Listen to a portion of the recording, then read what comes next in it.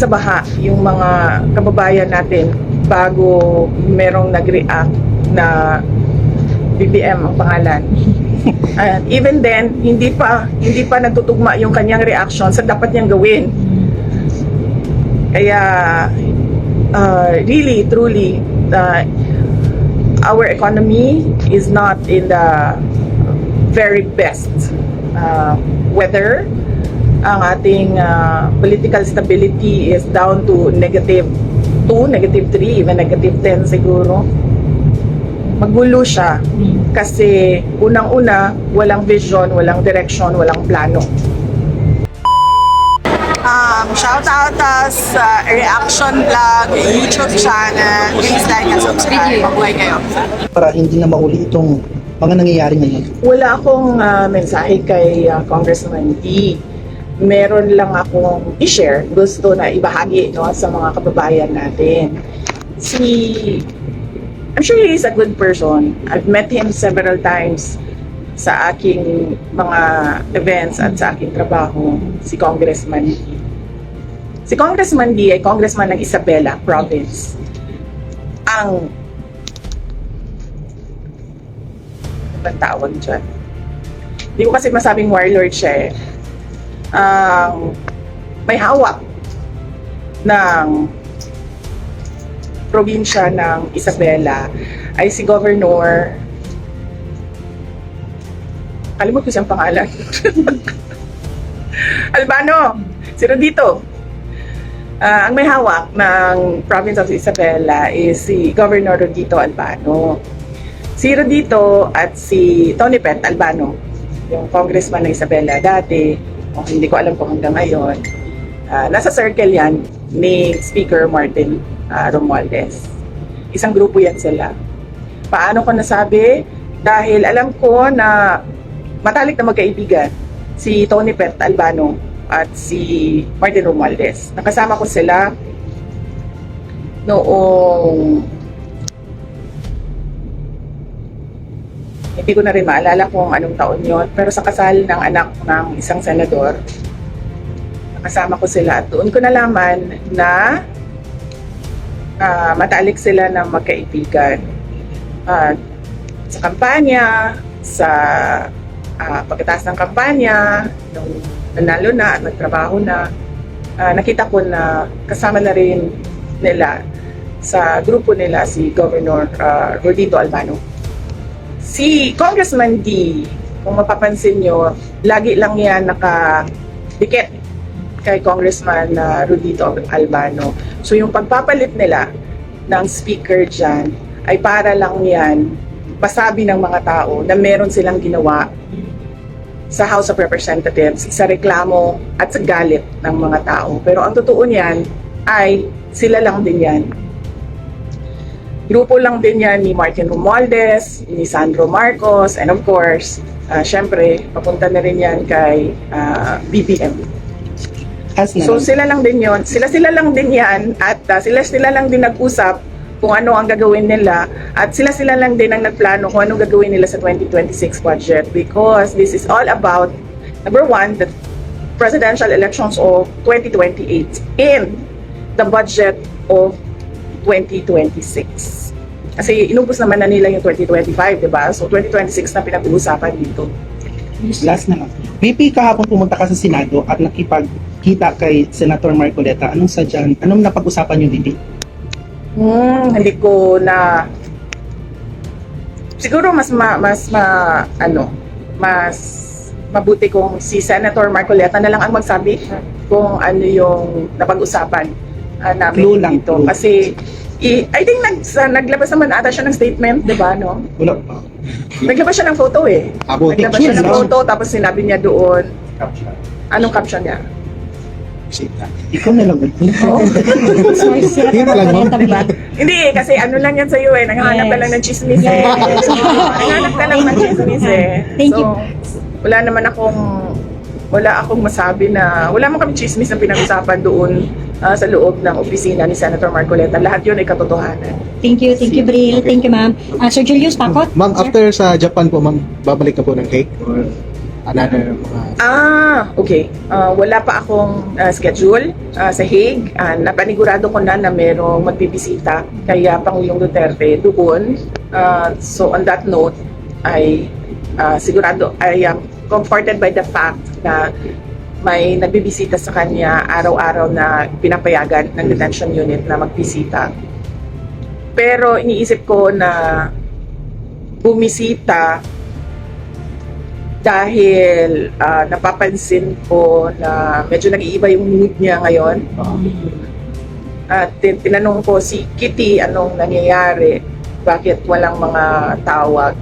At sinasabi daw ni President Duterte ay ayaw niya daw yung frustration niya na wala siyang magawa sa mga pangyayari.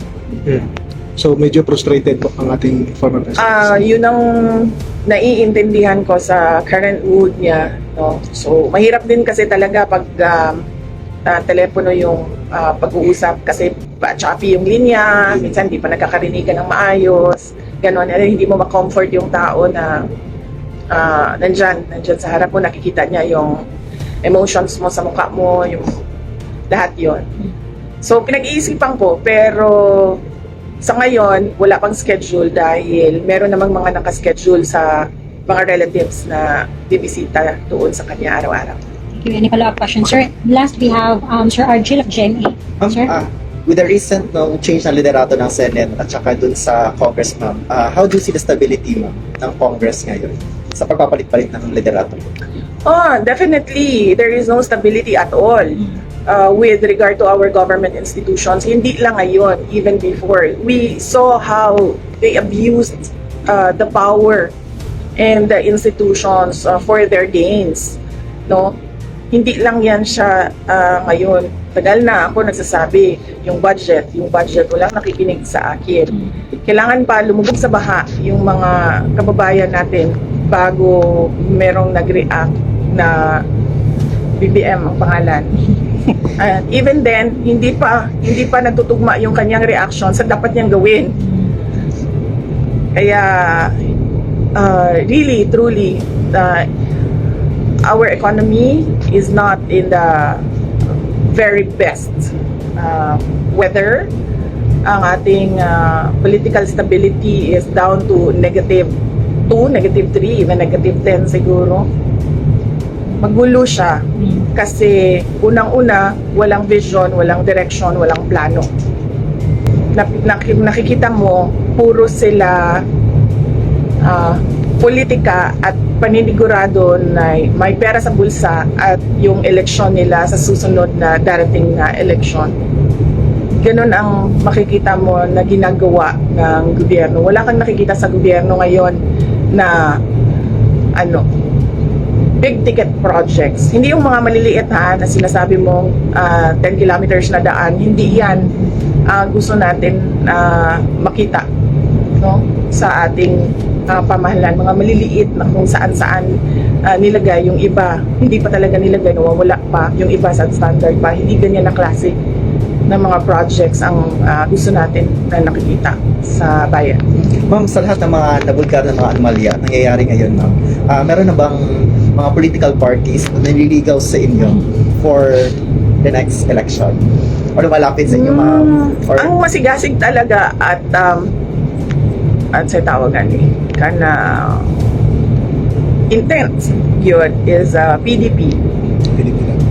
Halos linggo-linggo nila ako kinakausap at iniimbita na sumali sa partido nila.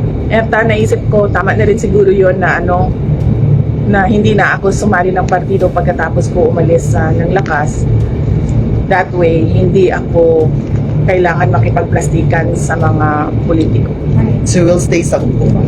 O kung sa yung hukbo? Yes, ngayon, ang hupog ng pagbabago, ang HNP is still a regional party for Davao Region, and nandun pa rin ako mag-isa, kasama ko si isa ng taga Sama si Mayor. Mayor Uy. Ay, di, si Mayor Alda Biduy, now board member Alda Biduy. Dalawa lang po kami doon. Nag-jack and boy. Parang ka mag-Japan, VP? Oo, yung gabi. Yes, yes. Ka mo balik? Pupunta ako ng Japan dahil merong mga rallies doon no, na hinanda ang Filipino community sa Tokyo at sa Nagoya, at matagal na nila itong pinlano. Hindi ko siya pwedeng i-postpone dahil madami sa kanila ang nag-ayos ng kanilang day off, madami sa kanila ang nagbiyahe pa papuntang Tokyo tsaka Nagoya, at madami sa kanila ang gumastos na ng mga hotels nila. So hindi ito pwedeng ipagpaliban in any event, para din naman na ito sa bayan dahil ito ay double na pananawagan kontra korupsyon at pananawagan sa ICC na palayain si dating Pangulong Rodrigo Duterte. In line to sa Pray for the Philippines na Activity, No, iba din. September 21. Ang sa Pray for the Philippines naman dito sa Davao City sa September 21 ay naghalong prayers and political speeches, no, pero mainly ang speakers ay prayers for the Philippines, para sa ato ang kahimtang karon o para kay dating Pangulong Rodrigo Duterte. At yes, as announced, everyone is invited. Doon na tayo sa kagatos nga baka nga giandam sa Ginoo, sakripisyo naginoo. nato na Huli sa baka. Thank you. Sakripisyo ang baka. Ibalo ka nang sa kuan, ibalo ka nang sa Nasa kanina sa Bible gani, kato gani gibuhat nila nga butang X ang door kay para dili sila maagian sa plague, no? Yes. O in this case, butang na to kuan 100 ka buok X. 100 ka buok nga kuan sacrifice nga baka ang Davao City. Kasi ka balik sa Bato. Likely after the kuan, nalang mi one meeting dito, one Philcom small one meeting, small gathering after the two rallies. So basin Tuesday or Wednesday. Ma'am, as your closing statement po, mensahe na lang ni mo ma'am sa mga Pilipino that continuously show their support sa imuha, pati na po sa opisina sa Vice President, ma'am. Oh yes, oo. Nagpapasalamat talaga ako lagi, no, sa ating mga kababayan kasi wala na ako ibang explanation sa mga positive news, no, na dumadating sa na ko. Take it. Nagpapasalamat ako sa ating mga kababayan dahil wala na po akong ibang paliwanag sa mga positive developments at good news na dumadating sa Office of the Vice President, kundi yung pagdarasal lang ng sobrang daming mga kababayan natin para sa akin at para sa mga kasamahan ko sa Office of the Vice President, at syempre para sa maayos na implementasyon ng mga projects ng Office of the Vice President. At syempre bilang anak ni dating Pangulong Rodrigo Duterte, yung pagpapasalamat din namin sa kanilang pagpapakita ng suporta kay dating Pangulong Rodrigo Duterte at yung kanila ding pagdarasal, dahil paniwala ko malaki din ang tulong nung pagdarasal nila para sa kaso, para sa dismissal ng kaso at sa kalayaan ni dating Pangulong Rodrigo Duterte. Thank you. Thank you. Salamat. Sa biyahe, Thank you. ma'am.